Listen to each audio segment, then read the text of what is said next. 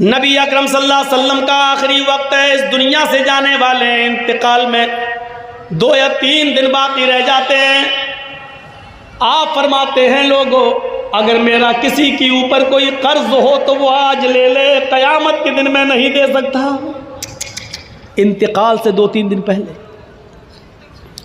لوگوں اگر میرے اوپر کسی کا قرض ہو تو وہ 2-3 وہ مجھ سے لے لے۔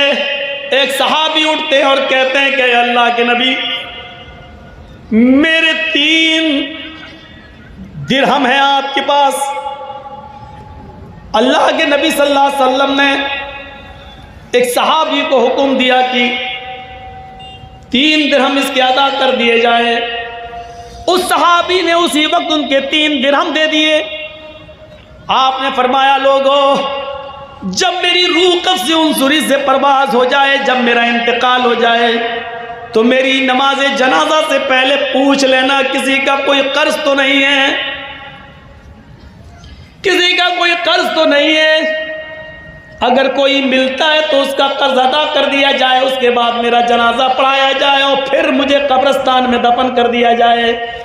مجھے غور کیجئے میرے بھائیو، یہ وہ ہستی کہہ رہی ہے جس کے لیے ہم مقام محمود کی دعا کرتے ہیں ہر نماز کے ہر اذان کے بعد۔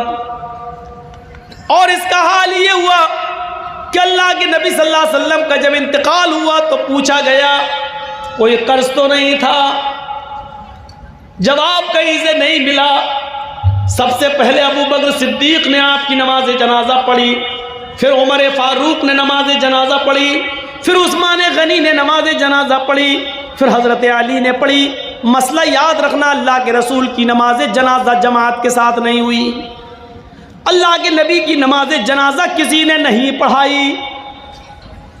حجرے میں تھے، ایک ایک کر کے لوگ آتے گئے پڑھتے گئے۔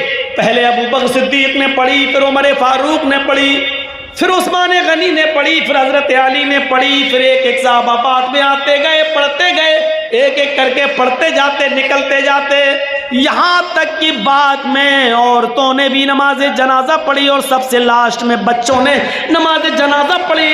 اسی کو پڑھتے پڑھتے اور لوگ دیکھنے آتے تھے۔